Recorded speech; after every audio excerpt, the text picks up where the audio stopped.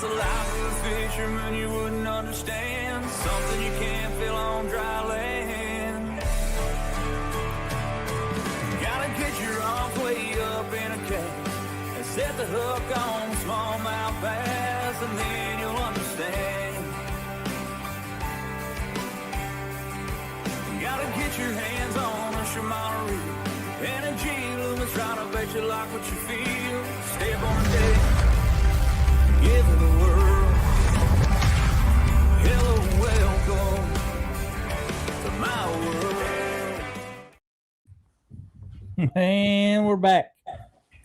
Sorry about that. Now, we should see us on both YouTube and Facebook instead of on my personal stuff. Not really my personal stuff, but on my Cold Grove Tech Lab YouTube page. So those of you guys that are out there looking, I appreciate that, man. Makes sense why we weren't on YouTube, because we were on YouTube, but we weren't on YouTube on the right channel. I need to unlink that. So this is my personal account here at home. One time I was streaming some stuff it was like back in COVID. I was streaming some classroom stuff with my students, and I still have that account linked because hopefully we won't ever have to do that again. But that's the deal. Trying to share again. Man, did you watch National Championship last night? I did for a minute, and now it's saying I can't stream on Facebook. What? I was going to say, I don't see anybody on the thing. It says 3 people are watching, but I don't know.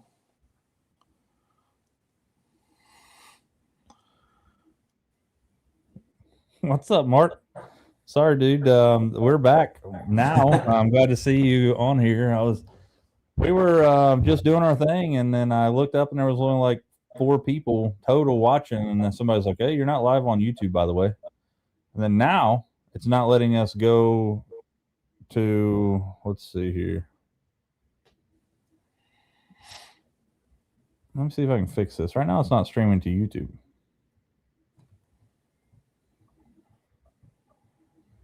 Yeah, I was going to say it doesn't. Let me see if I can change this.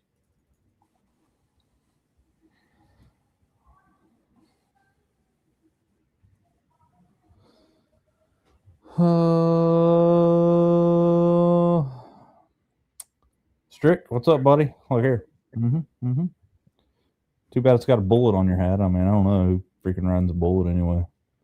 Oh, there we go. Now we're back on. We're back on Facebook and YouTube. All right. Just now, just to reiterate what just happened there, we were working our way. You know, we're I don't know, we're 20 minutes into the show, and then Luke and Atkins says, "Hey, bud, by the way, you're not on YouTube." I was like, "Oh crap!" Looked in, I had the wrong account selected. We're back. We back. So anyway, we are coming back for round 2. If you were on YouTube, Facebook, Facebook 2 minutes ago, same show. But if you guys just now joining us, last week I wrote a program that checks Google Trend data, and I've added a lot more sources of data now to give us talking topics similar to the Pardon the Interruption sports show. And we are going to go through these, one by one until we reach 10 that we talk about. And we are going to, we each get a minute to talk about it. And that is the deal. So again, we're just doing this just to make it a little more fun for us and fun for you guys, because I feel like we've been talking about is kind of stale lately. So we talked about this topic, sort of. Andrew Six was on here and asked us about our favorite baits. So that's where we went. But the next topic up for grabs is going to be whoa. Oh, that's a good one, man. Shoot. And you're on the clock, JR. So this all depends on whether you're talking about brand or depth. So to me, I feel like really I can only think of maybe 4 different types total. So I'm thinking this is brand. Yeah, I'll go with So that. to me, I think Megabass kind of has the market. Personally, I think Megabass makes the best jerkbait. Both of their, you have, their regular, their deep diver, their extra deep diver, and they have the 2 different sizes as well. They're all great. Berkeley Stunna is a very close copy of that, which is great. Jackal Re-Range is great. Shimano's new one is great. And then last, I'll say Old School Smithwick Floating is a great one, especially down south. Gosh, I barely got that in, man. Yeah.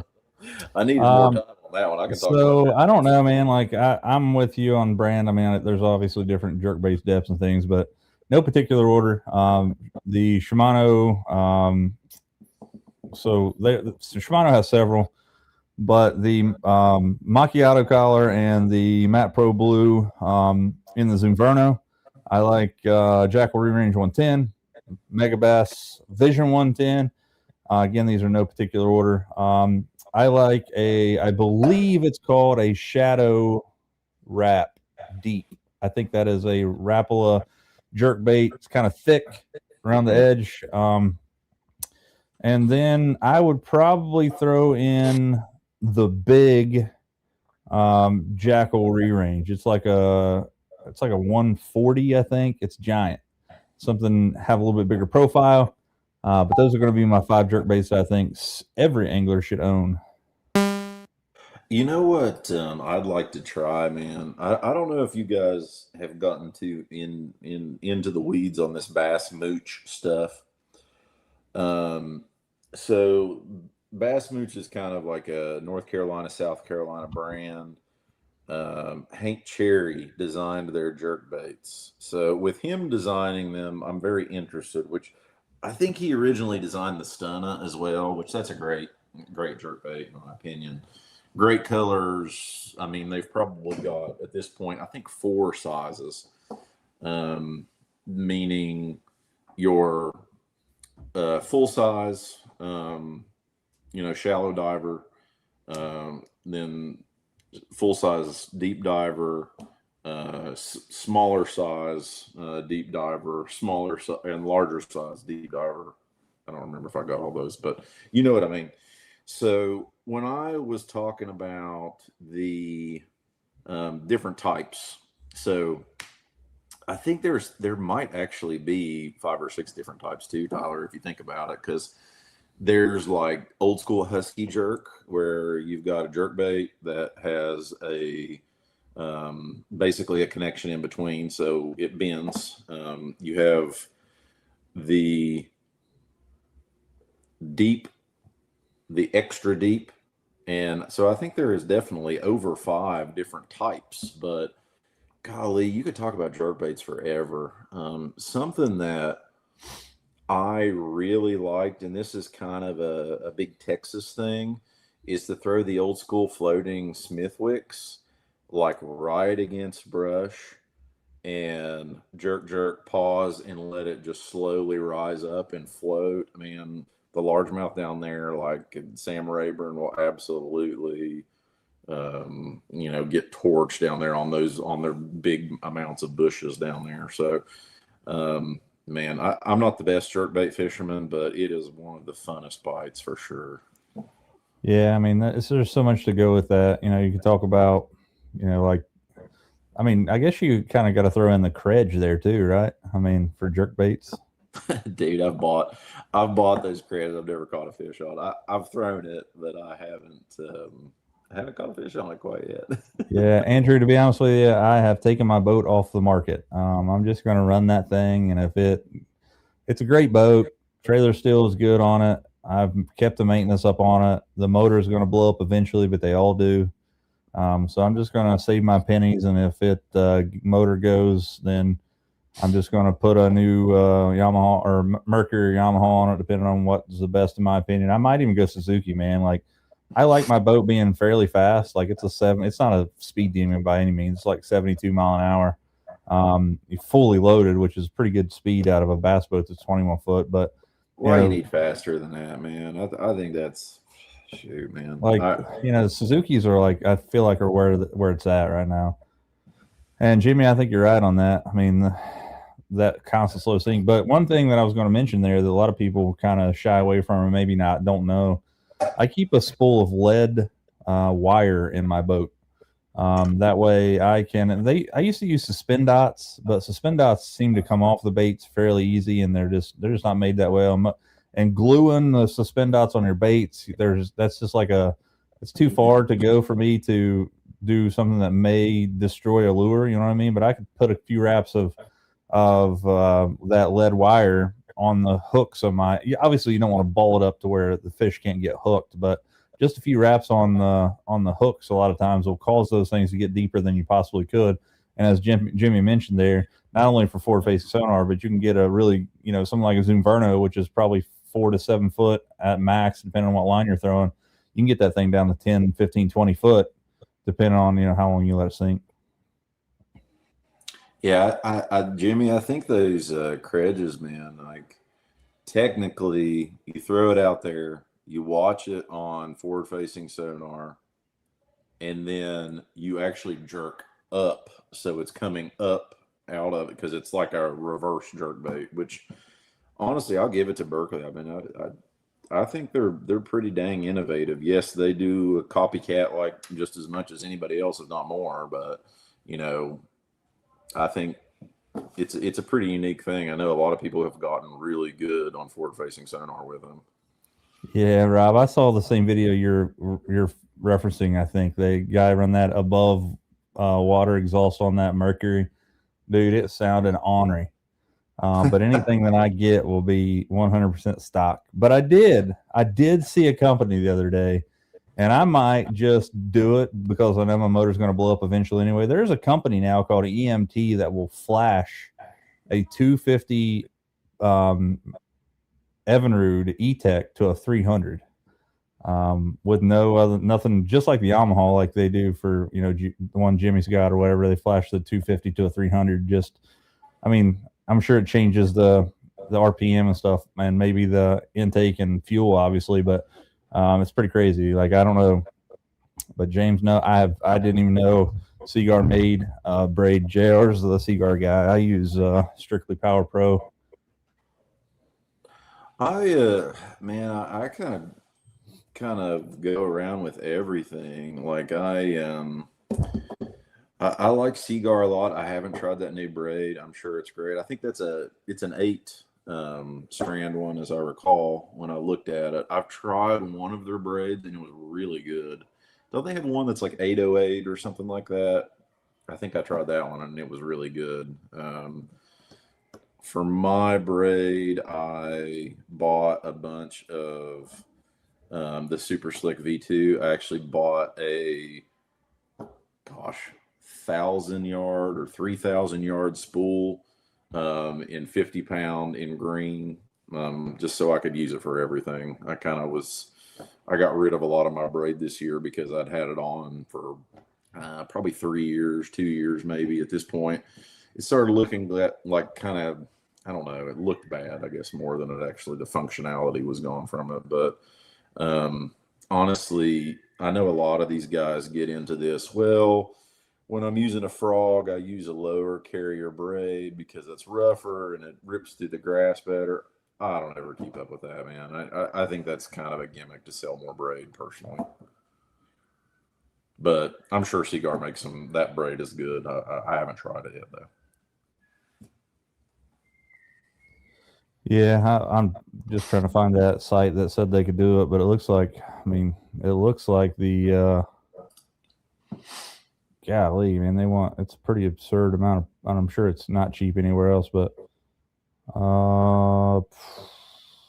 golly, looks like about $1,400 for a flash service on those engines. So I think I'll just keep that for a new engine. Jared Sloan, yeah, he says Power Pro. That's my favorite too, obviously. But JR, this is going to tickle your britches. Next topic. Advanced bass fishing techniques, mastering the drop shot rig. Oh, wow.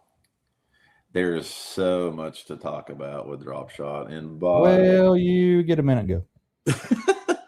by no means do I think that I am some master of drop shot. I just really like drop shot fishing because to me, when it's really tough, I feel like that's a really big confidence bait for me. Kind of like a Texas rig is, but as far as mastering it, I would say if you're starting it, go with a heavier weight at first. That way you can make sure you feel on the bottom. Preference wise for a drop shot, the classic drop shot rig is going to be a medium light rod. And I know a lot of people don't like hearing that.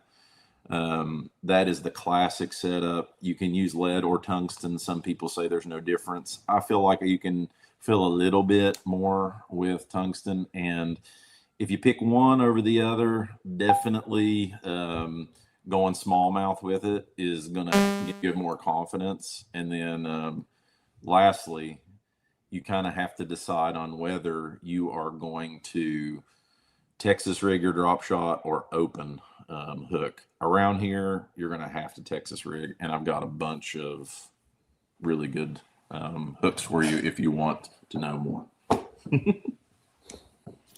Yeah, so I fish a drop shot strictly up north. I don't do it as much around here as I should, but something I learned a few years ago, and it wasn't my technique or it wasn't my tip, but if you're going to drop shot in an area or I guess anywhere, I throw the old double rig. If I'm drop shotting, I throw a Ned rig on the bottom where you would see normally the weight, and then come up the line 10, 12 inches and then put an actual drop shot hook with a drop shot bait there. Again, you can if you use something like the weedless Midwest Finesse jig that's from Do It, that's the weedless Ned, you can rig that thing weedless. You're still getting that same bottom contact that you would with a weight. I have seen personally in clear water, like Lake St. Clair and stuff, that a fish will try to eat the weight if they don't see that thing above it. So it gives you two chances to catch a fish based on a drop shot. So unless you're throwing that drop shot like Jared was talking about around timber and things like that, I'm always throwing that double rig with some sort of bait below that drop shot. Yeah, I think one thing that when I started, man, that I feel really changed the game and made me do a lot more drop shotting down here. RoboWorm and Gamakatsu make a really, really nice drop shot hook that I think really, if you go and look at a lot of the other brands are kind of copying it to the point where it just kind of looks like almost like an Aberdeen style hook. But it's a great hook. So that would be my biggest thing. Get the right hook for your environment. But if you throw that around any wood in our area, definitely go with that hook. Yeah. So Rob's got some good questions on here too, man. So Finesse jigs, Picasso, Blue Rock, or a Strike King Bitsy flip. Bitsy bugs are awesome. I will show you here. So again, we're kind of partial to. First off, I want to talk to you guys a little bit about it. Again, we have been, sponsored by, or really not sponsored. We've been able to have a discount through Picasso, and I'll continue to use their jigs. But I'm going to stop being so like. First off, we're on this fishing show to learn how to fish better and not be. I'm brand specific and loyal when it comes to where it matters, in my opinion, like, Shimano, G-Luma and stuff like that. I'm going to be, brand loyal and only fish that stuff. But this coming year, I'm not going to pigeonhole myself into using just the same baits that I normally have. Now, I'm not taking anything away from Picasso. They have some awesome baits. So if I talk all three of these things, the first thing I want to show you here real quick is something that Blue Rock Custom Tackle has out. That is, so you mentioned, particularly finesse jigs. So they have a couple of them. This is a brand new jig from Blue Rock called the 247 jig or 24/7 jig. You get this thing in a 1/4 ounce, 3/8, half ounce. Got a bunch of really cool colors. But this is a really finesse, and I wish he had better pictures of this thing setting around, and I'm sure he does on Facebook and stuff. But like it's a lot smaller than it looks in this picture. This looks like a big, like a football head, and it's not that big. So if you think about it, if these pictures are the same, which you probably have a 1099 jig, which by the way, this thing was actually designed by Whitney Stevens, I believe. And Wheeler is obviously one of his big buddies. Matter of fact, there was the other day, Jesse from Blue Rock shared a video the other day that Wheeler was talking about how to rig a finesse jig, and he was rigging this 1099 jig. So this is a great option. But this is like, I don't know, it's kind of like an Arky style jig head. And then obviously my go-to, if it's really finessey, is going to be this triple threat. I really like that. It's just basically a skirted weedless Ned. But this new jig right here, I think, is going to be a very good thing to add to your tackle box because, again, I think this is a 1/0 hook. That's a 2/0. So you can see that hook is very small in there. So it's a really small jig. Very good for that finessey application. You can't talk about finesse jigs without throwing out the Picasso Little Spotty. Is an awesome jig. There's a pile of them, but those are going to be. I like the Bitsy Bugs, but for my money, I'm probably going with those two. A Blue Rock, either a 247 jig or the 1099 and the triple threat, those three, and also the Picasso Little Spotty. Rob, that is definitely a great question and a huge question because I kind of break it down in my mind, and I think of it this way. When I started, I was throwing a lot of jigs on spinning tackle, and I go down to jigs that are like 3/32 ounce, which obviously you're throwing on spinning gear. There are some Kitech ones. There's actually that the Secret to Summersville one that a guy out of West Virginia sells. These are great jigs, and great that that's funny. Any favorite trailers on those jigs? So to parlay to that, on the really tiny ones, I like putting a small Kitech on it. So it's a small Kitech, small that Secret of Summersville trailer. They're like 1/8, 3/32, 1/16, very small weights and really small weight. And I like putting like a paddle tail on a very small paddle tail, 3.5. It falls so slow, kind of, has that circular fall, like, dying bait fish, dying bluegill. I've caught tons of fish on that. And then when you're talking about jigs, I kind of break it down into like, are you talking about a finesse jig in size? Or are you talking about a finesse skirt? So finesse skirting is basically, instead of the skirt being all downward, there's actually some of it that is kind of upward. Buckeye Jigs has a great one for that. Luke Clausen designed a very nice finesse style jig in that. And then, normally you're just kind of talking about a jig with a more compact design. To me, without a doubt, my favorite is the Kitech. I think it's a Model 2 is the name of it. It's a tungsten jig. It's a 2/0 hook. There's football. Football is probably my favorite. There's an Arky style too. But to me, like you can't beat that finesse jig personally. Yep.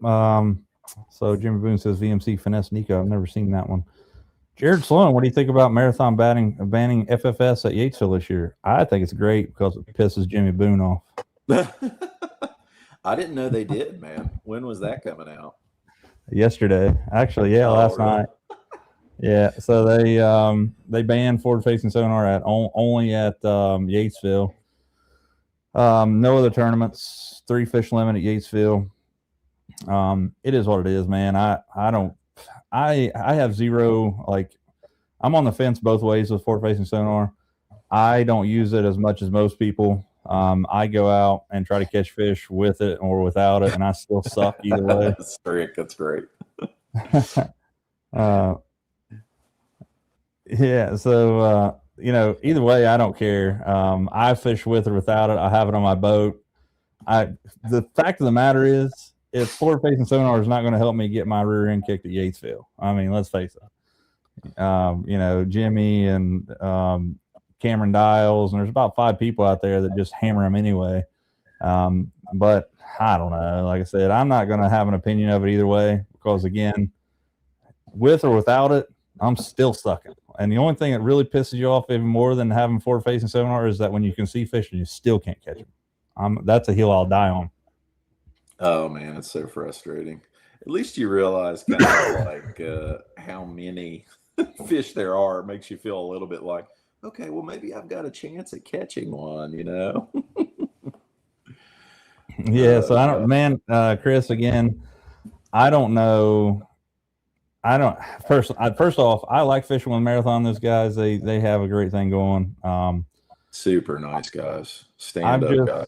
I woke up this morning, was doom scrolling through Facebook like everybody else does, and I saw that they released the schedule. Which I was looking through the schedule, and then I saw the rules that they were banning forward facing sonar on Yatesville only. And again, it's their tournament, it's their rules. Like I'm not giving them down the road about it. I'll still fish with them next year. I don't give whatever. I'll take the live scope off my boat and go out there and throw a freaking a little spotty or a 247 jig around and see if I can't catch one. But it's just, I don't know. I don't know. I think that they should have banned it more than one lake or more than half the year. You know what I mean? Like if you use it in the springtime, you can't use it in the summertime / thing. And I don't know if they're doing it for, so they claim that they're doing it for fish conservation. And that's why they're dropping it to 3 fish. And I get it. Yatesville just gets absolutely hammered with tournaments. There's like from March until November, there's 3 tournaments a weekend on there. Yeah, I think it's probably better if you had tournaments with it and tournaments without it scheduled. But, I just wanted to come back to that trailer. I think this is a great subject. Jamie S5832. That is a huge subject too. Like, whether you're using like a paddle tail on a finesse, lightweight jig, or, one of my, favorite ones is probably just throwing a crawl trailer. I think that's probably the most common one. Some creature baits, and then a menace. Probably moral of the story is the colder the water, the less action you want. You want the slower, more chunk style. It is basically the classic opinion from my research. I'll put it that way. Ricky, I mean, like I said, I'm staying out of the middle of this stuff because we're not controversial here. But I mean, I think if they probably should have went a better way about it. And I really don't look for this thing to stand the way they have it set up. But again, they have a club and they can vote on it, and I'm sure that's what happened. So, and again, for me, I don't give a crap. I've went out there and, it's just like when we fished together, Ricky and I fished the Pedro tournament out there, and I got absolutely lucky and caught like 13 pounds. And I was beating the banks. I was fishing like 2 inches off the bank and catching fish. So, I mean, it didn't matter to me. And again, I'm not the greatest forward facing sonar fisherman. I don't claim to be. I know it takes time. It is not something that you go out and just learn overnight, and it's something you can't learn on a day by standing on the front of your boat. There's so many settings to be changed. There's so many different things to think about. There's different like cables to run to your stuff. There's different depths to run. There's different baits to throw. I don't spend the time to get good at it. So, I can understand, people's frustration, because I get frustrated too, because I can go out and fish with these guys who are hammers with live scope, and I can try, and I can tell you, I could be fishing right next to Cameron or Jimmy or these guys. I mean, let's face it, 2 weeks or 3 or like a month ago, there was an 8-pounder caught at Yatesville. I don't think that's happening unless you're using forward-facing sonar, because let's face it, those fish have been in there the whole time, and now you're seeing them come to light, which is great. Like, I love seeing huge fish like that. But it's kind of crazy that, you know, and I'm just going to call a spade a spade. I'm tired of the forward-facing sonar bullshit. Like, let's go back to fishing. And if you got the tournament, if you got the equipment, use it. And if I get pissed off that you can use it, I'll find a tournament series that doesn't have it, or I will, you know, buck up the money to buy it. Like, I think that, you know, fishing has now became the great unequalizer. There's nothing positive about fishing anymore. It's so crazy. And I feel like that forward-facing sonar is in the middle of everything negative. And I get it both ways, but it's still fishing. Like, you know, even a fishing tournament, man, like, I feel like all the negativity and the hate between anglers anymore just makes fishing not fun. Mm-hmm. Yeah, rumor mill and all that stuff.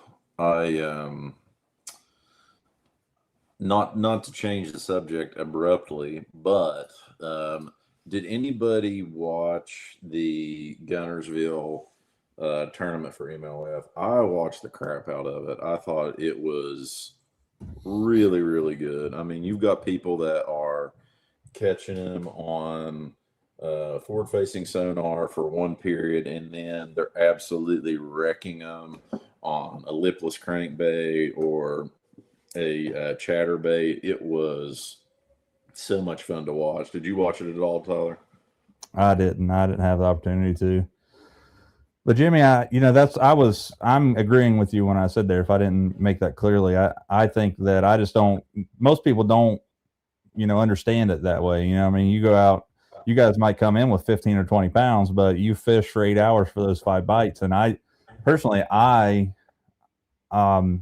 know, I don't get into it, and that's fine, you know, and it's just like you going down the bank anymore. You probably don't get into that either. So, you know, I think the great thing about it is that, you know, fishing should be a way that we can all be buddies and all this stuff. And I am that way. Obviously, I'm buddies with everybody, but I just feel like that there's always this constant like bickering with forward-facing sonar and whatever. And like, you know, I say use it, man. I'm 100%. Like, that would be like back in the 80s telling Hank Parker that he couldn't use a flasher. You know, I'm sure back in the day they're like, you got a depth finder on your bow? That's freaking black magic. Is what it is. So Mark watched the tournament. I like it. I like it. Man, that was so much fun to watch. Gosh. What is happening, Tony? What's up? So I didn't see that, Casey. I saw that there was, I thought that it wasn't. So that was Drew Gill, I'd say. He won it, right? So Drew Gill did good, no doubt about it. I mean, I'm sure his new minnow is selling out on everywhere now. But I learned a lot about Drew Gill watching that, man. He is not just a forward-facing guy, man. I mean, he is a solid freaking fisherman.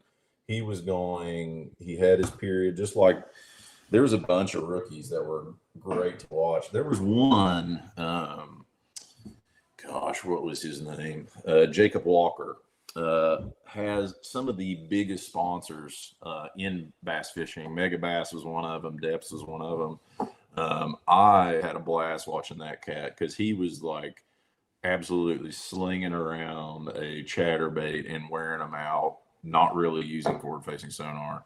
And I mean, to me, where MLF gets it right is I think at this point it's a lot more entertaining to watch. Personally, I love watching it. But, you know, yes, Drew Gill caught a ton of his fish using that, but he also caught a ton of fish on, you know, he made a key change from going to a lipless crankbait and chatterbait to a shallow diving flat-sided crankbait. I don't know if you guys paid attention to that, but I was like, everybody else is fishing differently than them, and he is absolutely crushing them.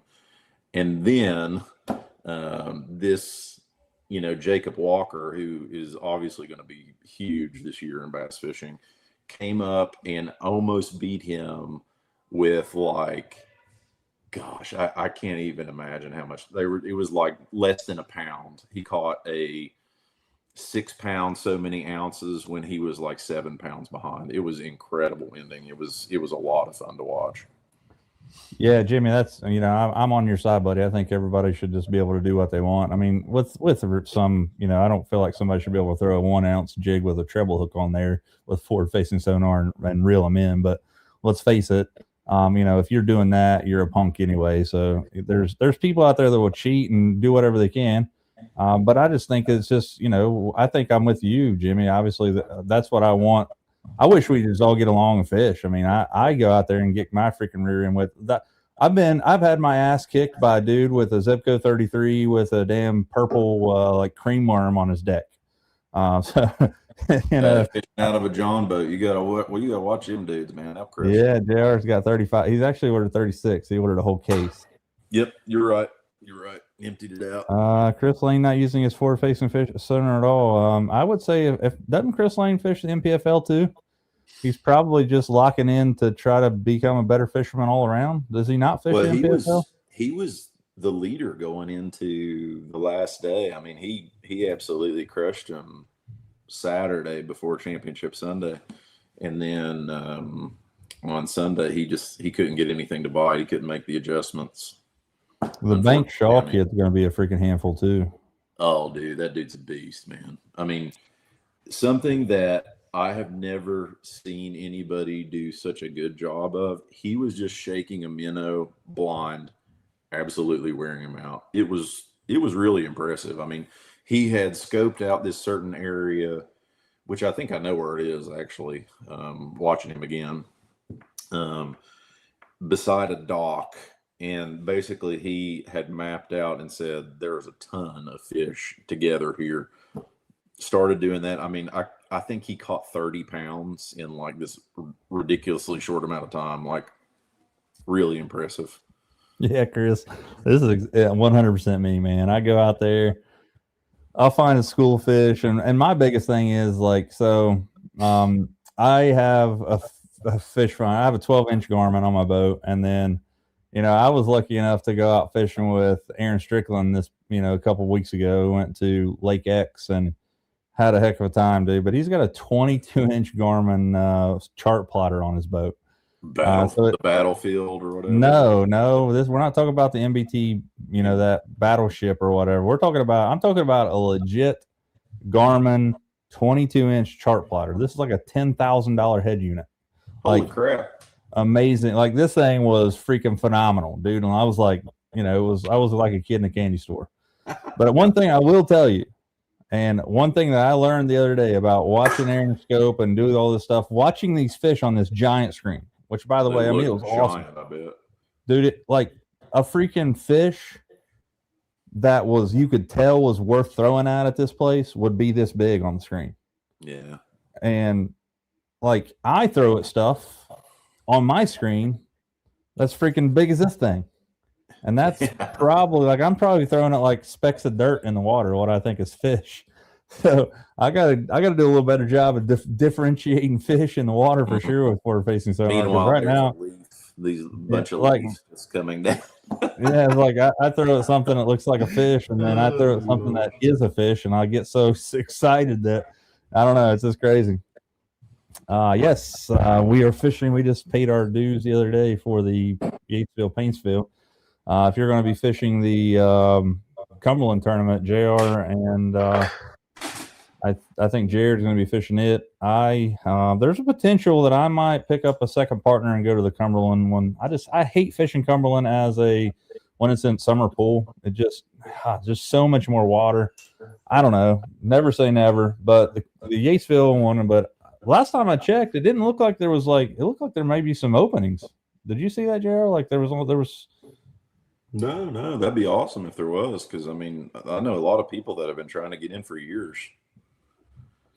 I thought I saw the other day that it was like there was a certain amount of spots left. Maybe he was just talking about people that have the opportunity. Yeah, man, like that's the deal. Like, so here is another thing that I am looking at too, is right now I have an Echo map. What is it, a 126V or SV or whatever it is, with the LVS 34 and that.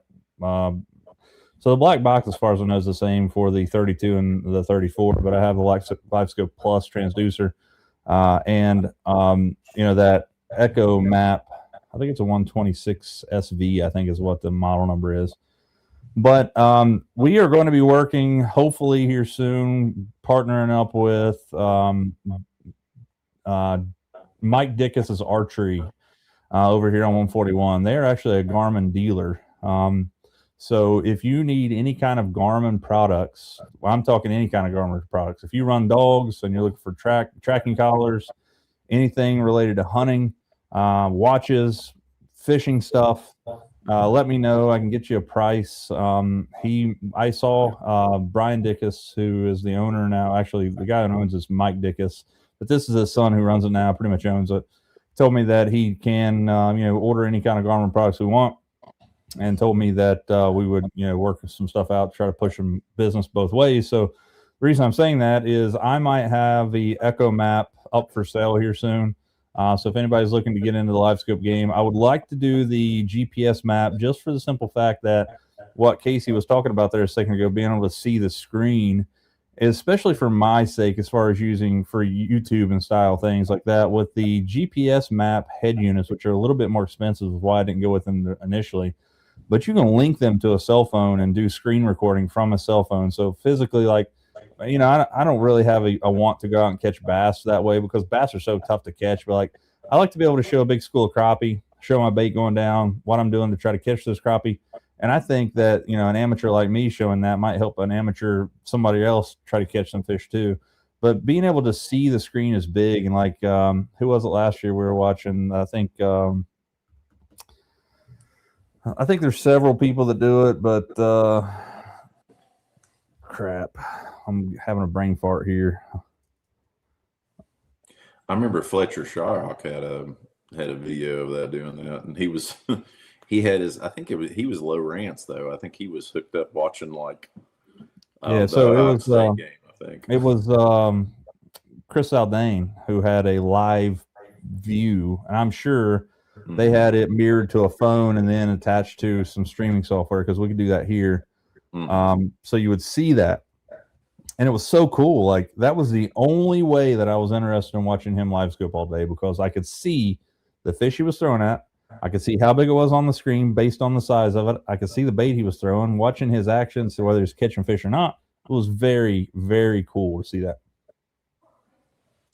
Yeah, big shout out to Chris. I hope we can get him back on our show at some point. Very, very nice guy. I mean, he's honestly, I'll text him out of the blue, or he'll text me out of the blue every once in a while. It's just kind of cool, such a nice guy. Yeah, that's awesome. Yeah, I mean, that's the crazy thing. That's why you guys catch them with forward-facing sonar, and I suck at it, because I just get frustrated with it. And again, it's all about time, man. It's confidence more than time.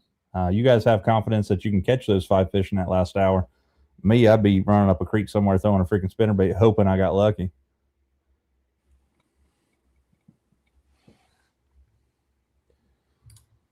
So are you going to go to one of the Casting for Kids, man? I mean, we'd love to have you back again. I think we're going to go to Cumberland. I'm going to go to Cumberland for sure.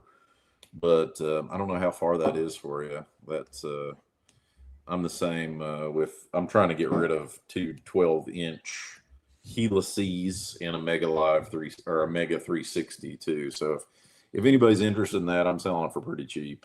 I'm just trying to get rid of it because I went all Garmin. Yeah, I don't know. I've not been watching the screen here, so I apologize if you put it. Did you put Kerry Bazins up here, bamboon, so I have a chance? Kerry, wasn't it you that caught the 8-pounder out there? Who was that? I think it was you. Maybe I'm wrong. Somebody who I thought it was you. Yeah, Matthew is right. It's hard to stick with sometimes, but one thing I will tell you, the other day when Aaron and I were out, we saw a big load of fish. And what's your guys' thoughts on fish becoming forward-facing sonar shy? Aaron and I were talking about it. They got to feel that ping. I've seen and I know if you go out and try this, go take your bass boat out swimming one time. Take your lady out, lady friend, whatever.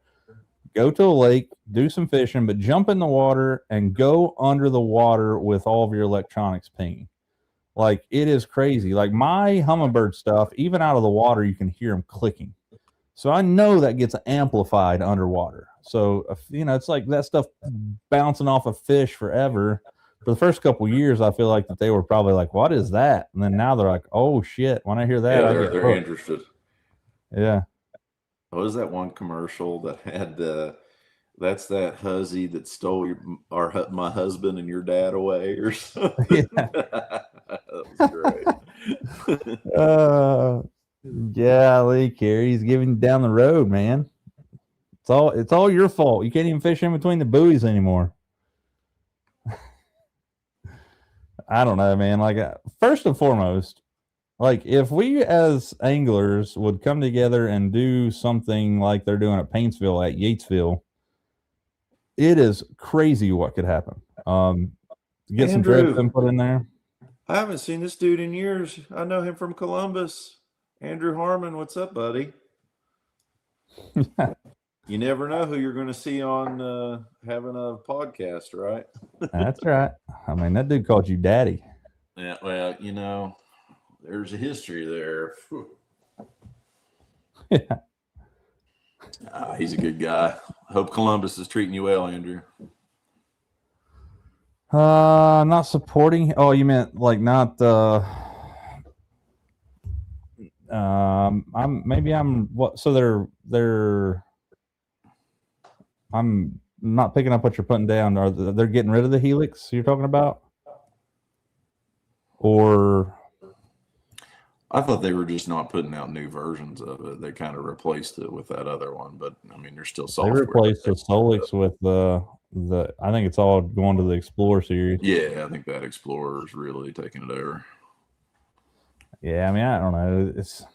I love my Solix, man. I got two Gen 3 15-inch Solix. I love them. Which, by the way, reminds me, JR's got some stuff for sale. He's got a 360, Mega 360 transducer for sale. I think he said he'd take $800 for that thing. Might be able to talk him into $700 if you're a really nice guy. It's a Mullins Marine right now. If you'd like to see it, get your hands on it, you can go there. He's got two Helix 12 Gen 2s, I think, for sale. 3. Yeah, they're Gen 3.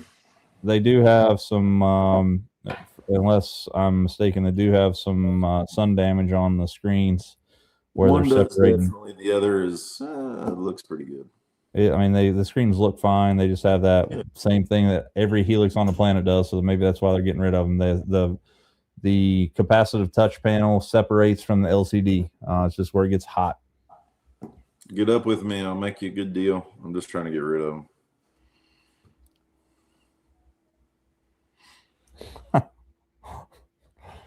I think the next thing that they're going to do to you guys, I think the next thing they're going to do for you scopers is that you have to back your boat down with a horse and buggy. Yeah, exactly. You're only allowed to fish with a cane pole if you are fishing forward-facing sonar. No drag allowed on your spinning setup. So that was you, Kerry? I thought that was you in that picture. I just saw it in passing, dude. If that was you that caught that 8-pounder, freaking congratulations, dude. That is an absolute freaking hammer. Like, I mean, there's been 2 8-pounders caught out of the Yatesville. It could have been the same fish. Who knows? But Cameron Dials caught an 8-pounder in the Casting for Kids, didn't he? It was close, yeah. I think it was like 790 something. Yeah, I don't know. I didn't know that caliber fish existed in Yatesville, to be completely honest. I mean, like I said, let's see, Brandon Buckner caught a 7.5 there not last spring before last. So I mean, there's some hammers in there. It's crazy. I mean, it's nuts.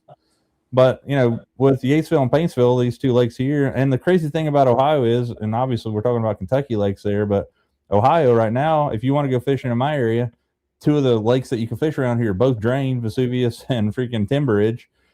So they're like dry, which reminds me, I did get asked by the Lawrence County Bass Club president the other day at the tackle show, which, by the way, if you showed up at the tackle show, bought some baits from me, thank you guys very much.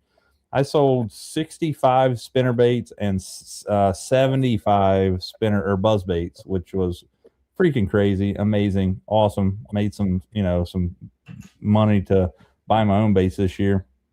But I was approached by Pete McClanahan, the president of the Lawrence County Bass Club. I believe if he's not the president, he's the past president.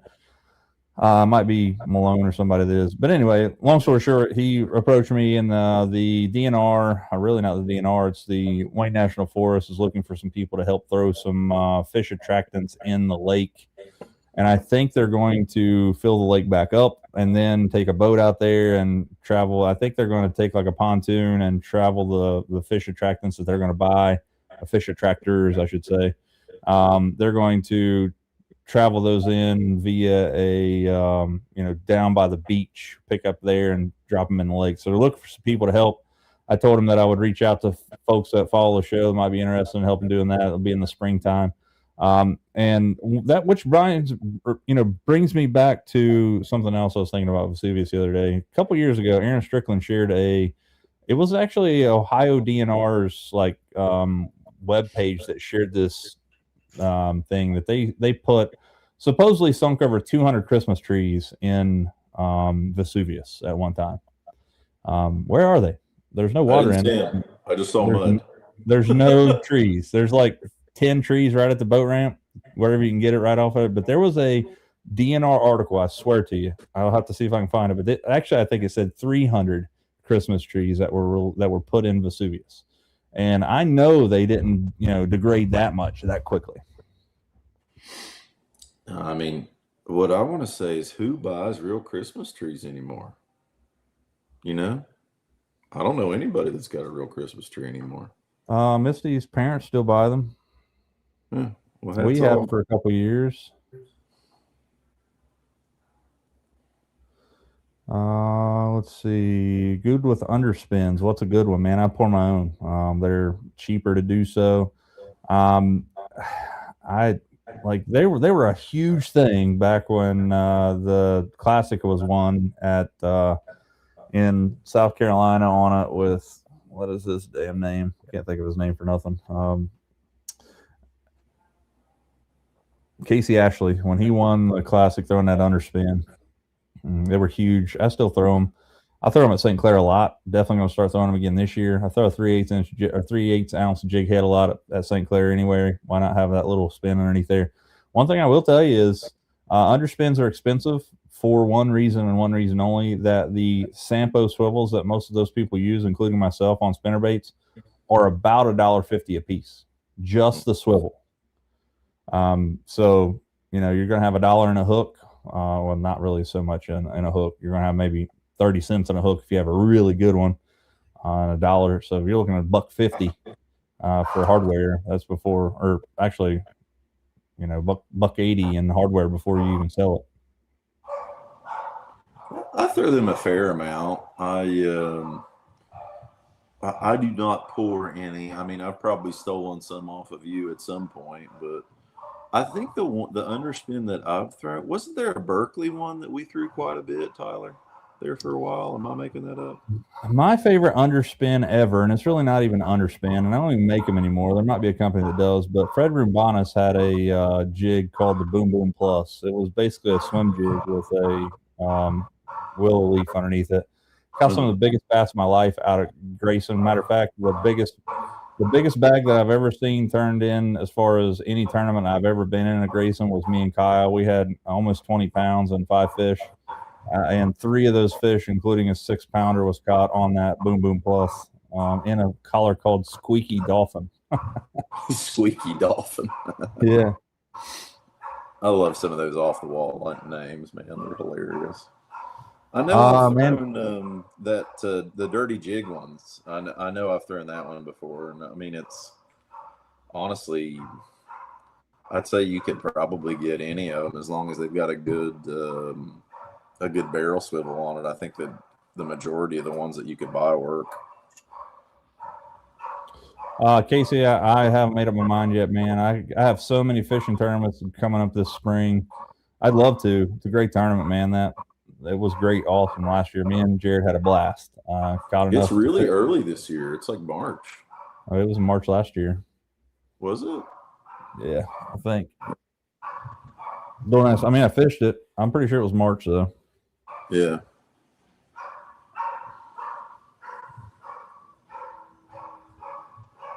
Dude, what is up with Ace? Well, I'm gonna. Chelsea's vacuuming, so it's just bark, bark, bark. Oh, yeah, that's all right. Let's see here. Yeah, Casey, like I said, it was crazy. Like, I enjoyed the hell out of it. We had great. I feel like that time of year is so weather dependent, man. You might have a foot of freaking snow on your boat in March, which I think is great.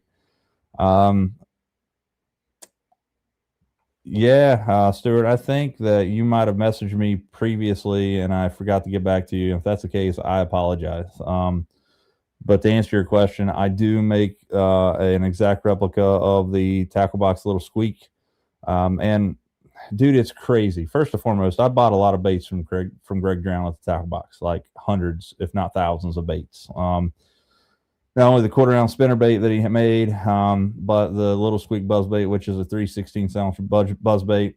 He imparted the knowledge and gave me the place he ordered everything he ordered for those baits when he retired. So I'll be forever grateful for that. But yes, I made them. I still make them. It is crazy how many sales I made this past weekend. People would come up and look at these buzz baits and they would look at them and they would be staring at them. And then they'd put them back on the little rack of my buzz bait, and then they would move on. And then they would come back and they would look at those buzz baits again. And I would say, "Are you familiar with Greg Drown at the tackle box?" And they would say, "Yeah, I know Greg." I said, "Well, this is an exact replica of his Little Squeak buzz bait. 100% of the time, and I mean 100% of the time, people bought a buzz bait when I told them that, which is a direct correlation to, one, his reputation, but two, that bait. And it's the exact same bait, the exact same mold, the exact same wire. Matter of fact, the paint that is on them came from Greg. He gave it to me. So they're literally the exact same thing. I'm calling them the Firebird because I was going to call them the Phoenix, but I didn't want to knock off the boat name. Bird that rises from the ashes. The Firebird. They are special, he says. Man, that's cool. Yeah, I think, gosh, we all miss that. I was just thinking the other day, I was like, man, I really miss being able to go to a place and just like talk to a bunch of fishermen about stuff. Like, kind of, I mean, honestly, I feel like that's kind of a big inspiration for what me and you are doing here, Tyler. And this makes it so much better when there's so many people on here talking to us back and forth about, baits and what to try. And that if I could do one thing to make fishing better for our area is kind of create a community about it and forget all this negativity and be more of just fishermen supporting fishermen rather than arguing about forward-facing sonar. Cody, get out of here, bro. Didn't you win the Spring Banger last year? If I'm not mistaken, I'm pretty sure Cody won it, but he deserves everything, man. Cody freaking hammers him. I think we talked about it before, but Cody, I think you live here now. You used to live in Xenia. Glad to see you're back around here. Stuart, let's see. Shoot me in. Let's see. Let me make sure that we are friends on Facebook. I will send you a. Let me do this right now before I forget, because I will. I just sent you a friend request, Stuart. So if you accept that here in a little bit, I will message you tomorrow. They're $6 a piece. I'll ship them out. And how many ever you want. Since I left you hanging so long, I'll ship them out on my dime. So make it a little better for you.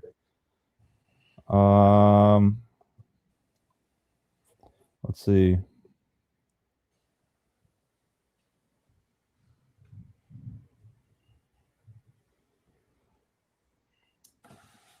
I appreciate that. Man, Tony, he's drinking. That's what it is. He's at home drinking.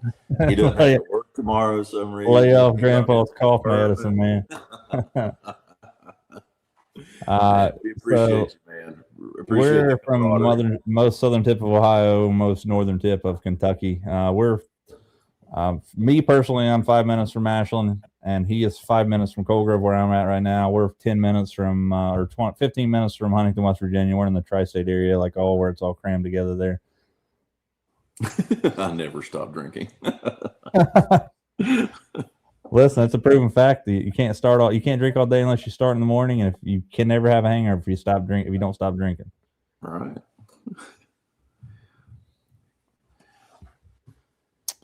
Yeah, so I mean, like gone are the days of like, you know, like I see all these crazy memes, and they're like, they take me back. Like I saw a meme a few years ago that really hit me hard, and it was like, it shouldn't have, but it really did. Like I saw a meme that said, at one point, you and your friends stopped playing outside for the last time and didn't even know it. Dude, I was like, dude, like get off from me. That's some existential deep crap right there, man. Yeah. I don't want to think about that. Yeah, for sure. Cody, never say never, man. I love St. Clair. Michigan BFL. I wish they would freaking do something different than go out of the damn Detroit River 5 tournaments in a row. Now, I understand you can run to Erie, you can run to St. Clair, you can fish the Detroit River. But, like, man, when I fished Michigan for the first year, actually, I did not fish it. Kyle fished it, and I lived vicariously through him. They fished, and it was a lot longer drives. Don't get me wrong. It was like UP stuff. Like, they were fishing lakes like Burt and Mullet. They were fishing these crazy lakes, and Kyle said, dude, it was some of the most wild times he's ever had fishing. He FaceTimed me. Well, it really wasn't FaceTime because he has an Android. I think we Snapchat live videoed each other at one point. It was 10:30 at night, and it was dark as shit here. And up there, it looked like 7 o'clock down here. It was crazy. He's like, dude, it don't get dark till midnight here. But he said, you can go out. He said, and the water's so clear here at Burton Mott Lakes. He said, you can't really see it because of the glare on the water. He said, but you can use a flogger and see fish in 15, 20 foot of water. He said, like, most people, they go around marking fish on beds using waypoints, right? Well, these jokers up there, and I really don't get it because it seems like it's littering because you never get them back. These guys were dropping collared golf balls down on these fish's beds so they could see them in 20 foot of water and drop their bait on it to catch a 6-pounder. I mean, it seems a little over the top. Redneck ingenuity. I love it. Cold water bait to go to if you're not video game fishing. For me, we talked about it earlier, jerk bait for sure, flat-sided crankbait, something like a Spro Little John Type R if you don't want something that's that expensive. What's the Berkeley flat side that they have, or maybe it's the Strike King. Oh, Chick Magnet. No, it's got to be Berkeley then. It's the Chick Magnet's a good one too, though. Yeah, Chick Magnet's balsa, right? It is. It's a little wider wobble. You're right. A bait that nobody knows about that I throw often, you can't buy them around here unless you have somebody order them for you, is a Shimano Ember 65 SP. They're a crankbait that are fully suspending. You can run them like a crankbait or a jerk bait. Jimmy, it might be something you look into as far as forward-facing sonar too. They fully suspend. You can jerk, they dive like 7-8 foot. You can dive them down like a crankbait. As soon as you stop reeling, they are dead in the water. They don't rise. They don't fall. They are there. I swear I think they could be there for the rest of their lives. But I really like them. They're a crankbait about this big. Very, I caught a lot of fish at Yatesville 2 years ago on them when they very first come out. Tackle Box had a pile of them. And then I bought what they didn't sell when they went out of business. So I have a pile of them. Brad over Borders can order them for you. Great bait when it gets cold. Fritz Side 5, that's it.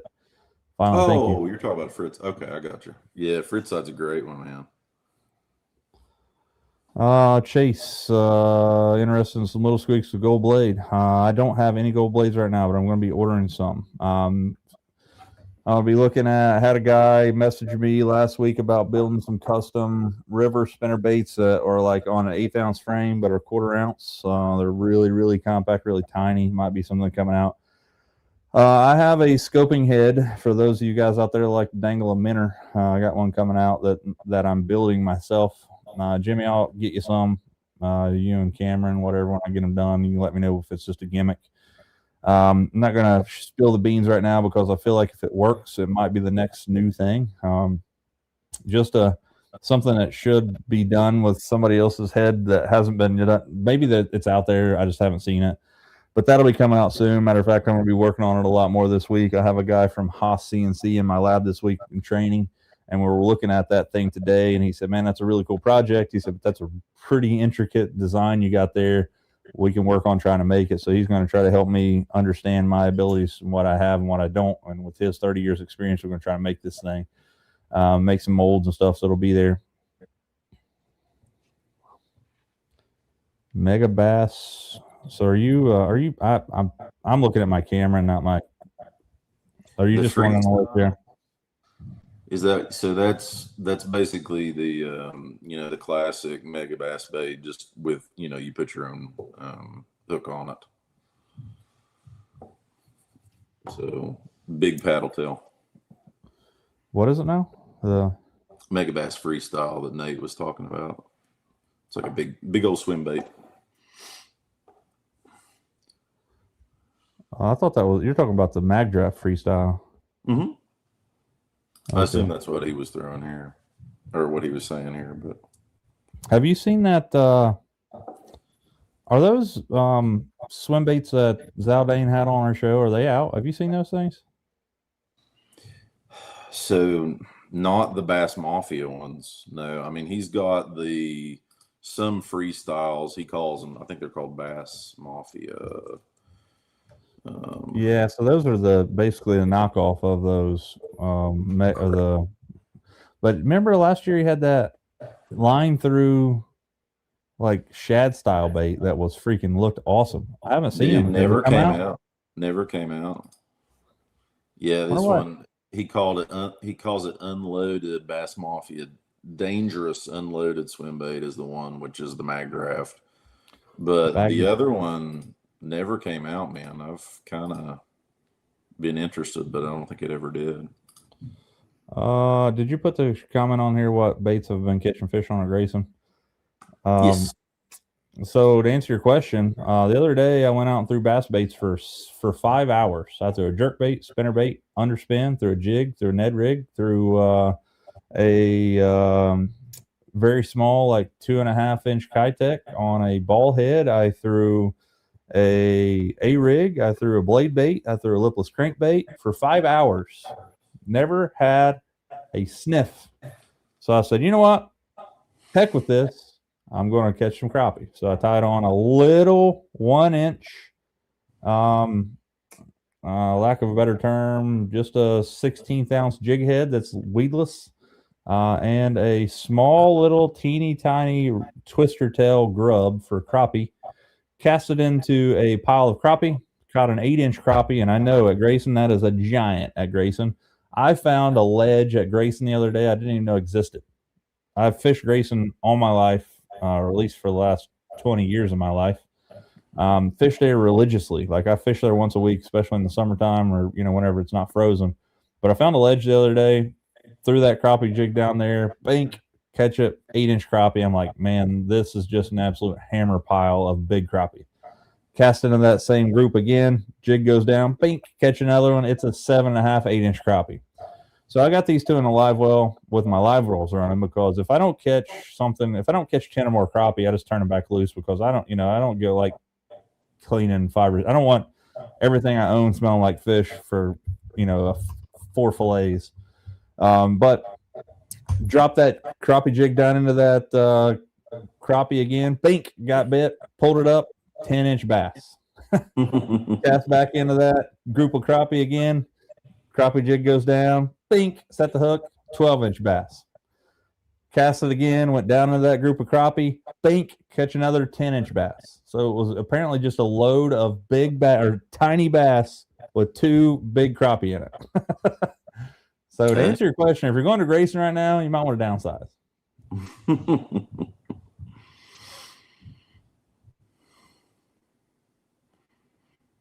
Oh man. I saw somebody doing something the other day that I thought was really cool. They were taking a freestyle weedless, almost like a wacky rig hook, and threading it through the top of a sonar minnow, and then putting a nail weight in the front of it. So this thing was like a 16th ounce, so you could keep that thing. It was really fluttery, but you could keep that thing at top of the bass all the time. It would be miserable to get it down there if they were below 10 foot, I think, but different stuff. No way, man.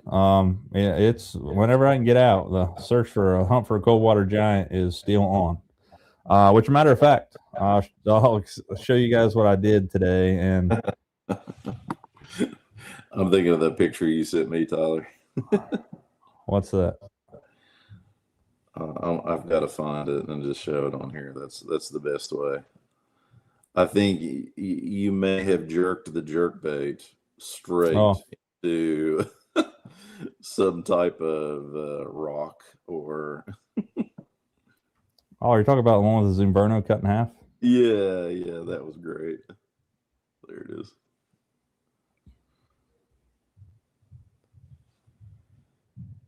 Yeah, mistakes were made. No, that actually was.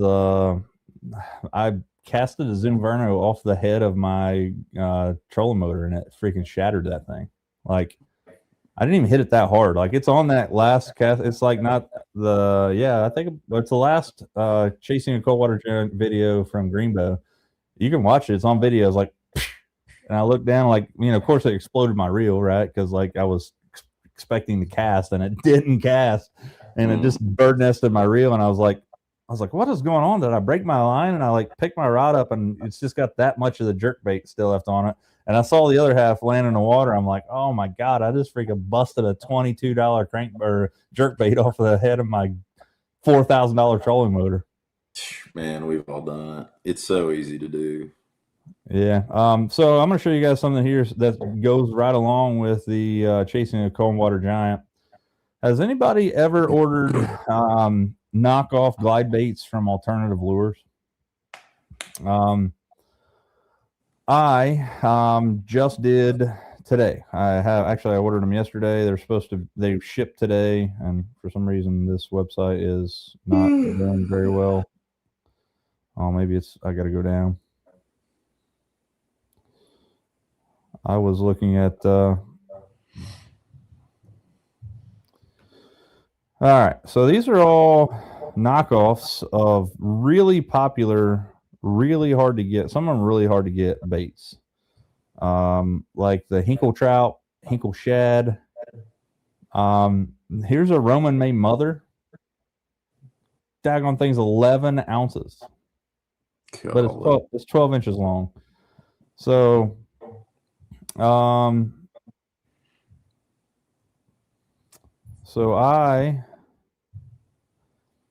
bought this blank right here, the bone collar.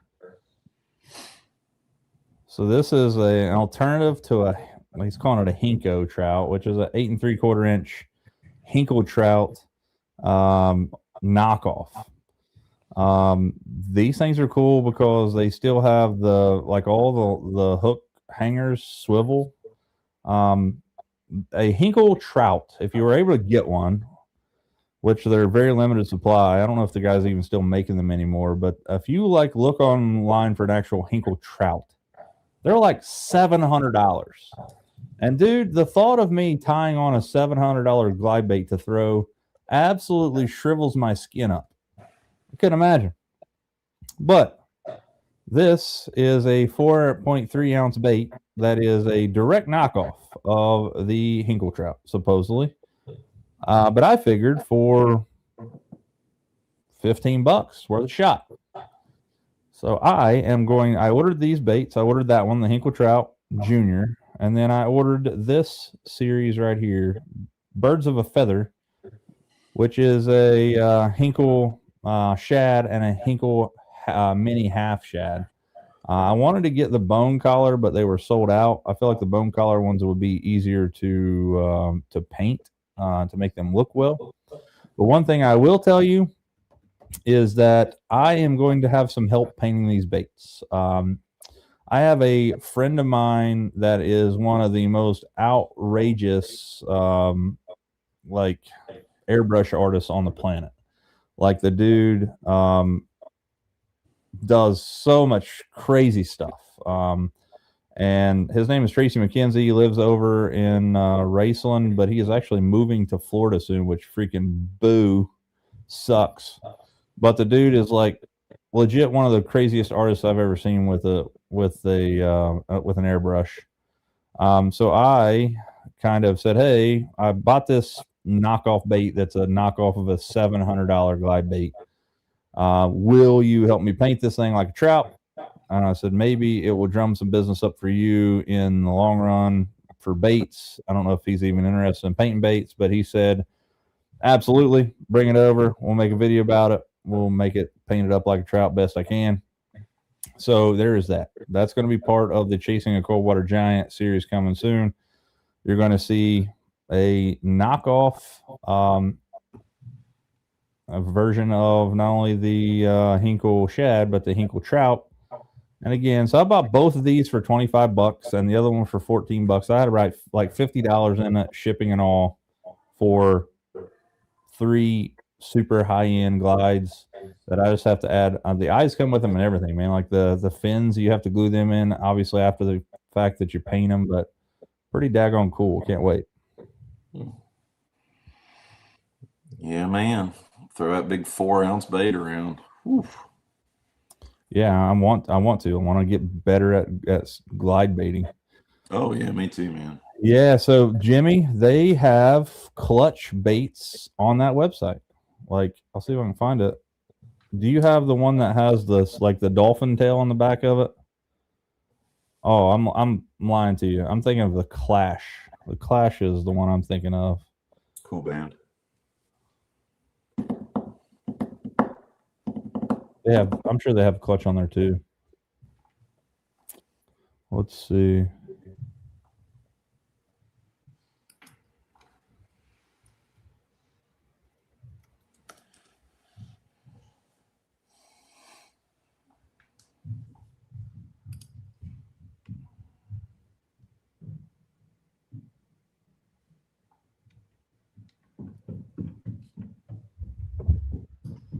I like these clutch. Yeah, so I know which one you're talking about now, Jimmy. Those clutch ones are. I've seen those. They're really nice. They have, like I said, I'm gonna try them out, so maybe you guys can too. But the Clash one is, I don't know why. I guess it's super sought after. I mean, on here the blanks are $25. But you know, JR and I were having this conversation the other day. I would love to get into glide baiting more. Shimano has a new rod, which JR has, and we'll be picking up one soon. It's called the Outlier. That's basically just designed for big swim baits and glide baits.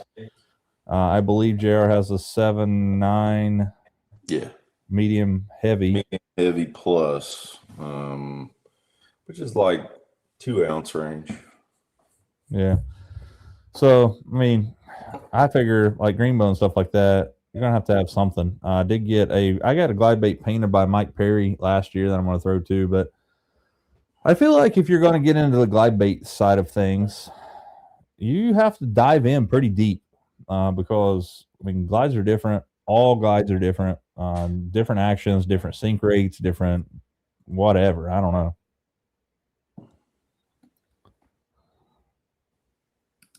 That's a good idea, man. 3D printers. That's the way. That's pretty cheap.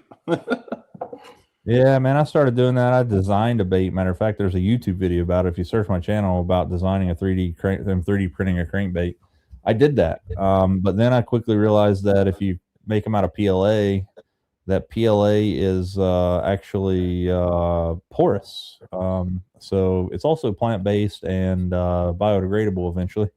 So definitely use a really good, like a Chinese UV clear coat that gives you cancer when you smell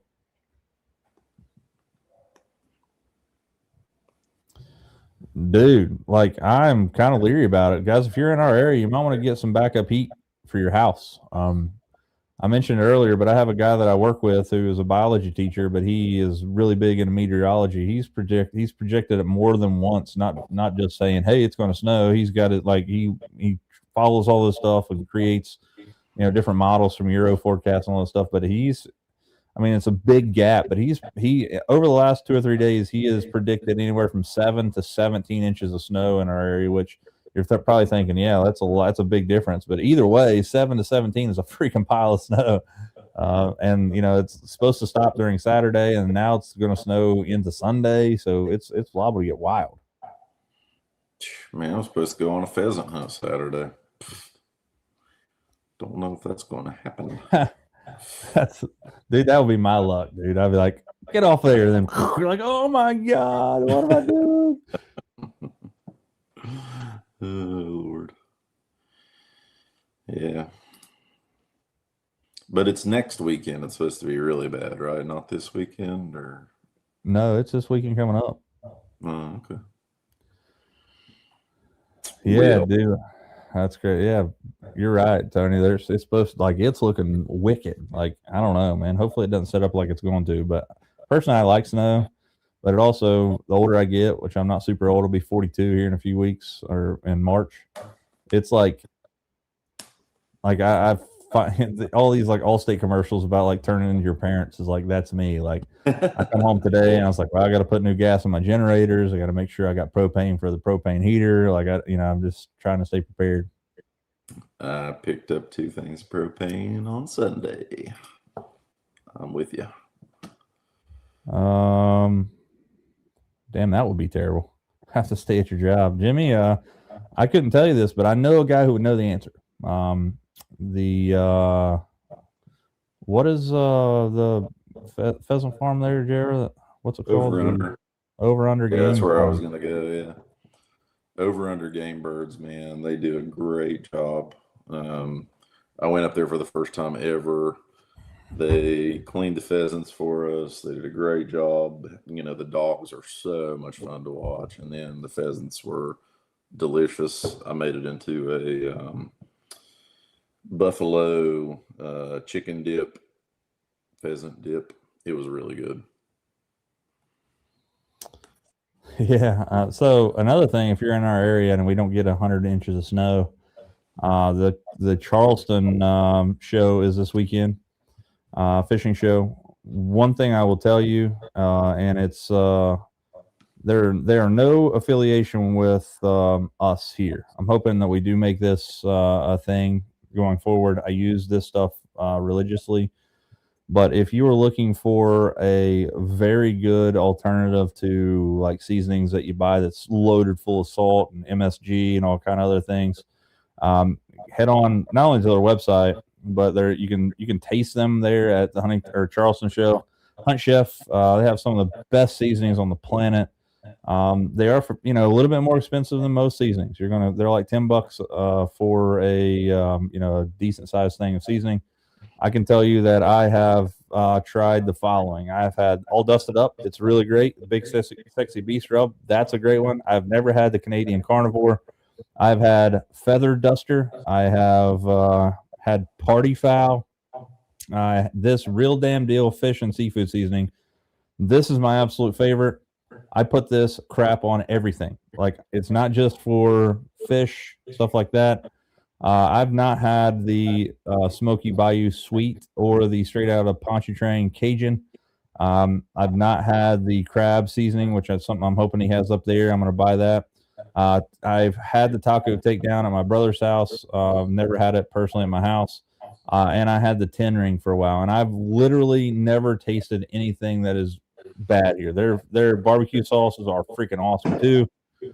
If you guys are looking to do a fundraiser for a school or something like that, they actually have a fundraising program here so they can do that. They, you sell so much of it, they give you so much of the profit back, which I think is pretty daggone cool. I'm pretty sure the dude's a veteran. Jeremy is the guy who owns the place. Awesome, really good stuff. If you're around the area in Charleston, go check that out. Dudes. All right. So guys, we're out here an hour and a half, which is awesome. Thank you guys for sticking around for this episode. Next week, Again, same time, same bat channel. If you guys have some questions, drop them in the comments here. We'll find somebody that can answer them better than we can. But stay tuned for my scoping head. They will be out soon. Hopefully by the end of this week, I'll have some to show you guys. May just be an absolute flop. Maybe the biggest gimmick on the planet. It's kind of like the Whopper Plopper. But you never know. It might just go out there and absolutely smash them. It might be the next Sakamoto Shad. I saw a picture the other day of the helicopter lure. I thought of you because we talked about it a couple weeks ago. Yeah, like I've actually caught fish on it. Back in the day, man, Roland Martin, dude can catch them. So again, guys, it was awesome seeing you guys out at the Wayne County or Wayne Bass, actually the Spring Valley Bass Club's fundraising event. Always a great time. Saw some really cool. You know, first off, got to put a face to a name to a lot of people. Again, met Luke and Atkins out there. Talked to Mick Sansom, Chase Sansom's dad. Talked to several people out there. Saw Andy from Old Man in the Sea on YouTube. Great guy. I got to see a lot of the Bass team. Everything is well with those kids. Their team is huge, man. There's like 20 of those kids, which is awesome. That's Kevin awesome. Dick and those guys that do a really good job with that stuff. That's got to be a really good fundraiser for them, man. It's like $10 a table, which is cheap. Like that is freaking cheap. Like it charged me $10 to go out there and sell my baits, which is freaking amazing. But it's $5 a head to get in, so they made several $1,000s, which is awesome. And it's a great time. They sell I saw some really cool stuff out there. I didn't get the opportunity to walk around like I wanted to because I was selling baits most of the time. But there was a place out there called Pig Jigs. There was people that selling I saw a guy that I thought was really cool. And I wish I'd have got the guy's name because some of you guys that may do bank fishing or catfishing and things, he had some of the coolest rod holders that I've seen. And he said on there patent pending, so he was trying to get a patent for him. But it had it was almost like a slide hammer that you would pull a dent out with or pull something off of a car with. But it had this, I don't know, for the lack of a better term, a sleeve of steel that was around this main steel shaft that went in the ground. You would take that thing and hit it against the bottom of the rod holder, and it would drive the rod holder in the ground for you, which I thought was freaking genius. Really cool. There was a young kid there. I don't know how old he was, 25, 27 maybe, from Ridge Custom Baits from South Charleston. Had some really good looking crankbaits as well. There's so much stuff, man. It was a great time. Yeah, I wish I could have been there, man. I thought it was this coming weekend. Yeah. Well, thank you guys for coming on here tonight, and I'm going to get to sleep because I had another crazy busy day today, and I'm hoping tomorrow is not as busy. Yep, I got house training tomorrow. Stay tuned for the scope and head coming out soon, but we will see you next time, guys, on the same bat time, same bat channel here on Another Line. You guys know what to do if you can't get out there and lean on them. We'll see you next time on Another Line. See y'all. Let's go. Thank you for tuning in to this episode of On Another Line Live. We truly appreciate your support, and we couldn't do it without all the amazing folks at home watching week after week. A big thank you goes out to our sponsors, who help make this show possible. Malone's Marine, Borders Sporting Goods, Solar Bat Sunglasses, Picasso Lures, Shimano, and Columbia Sportswear. Their partnership allows us to keep bringing you the content you love. We'll see you next time on Another Line. Until then, get out there and lean on them.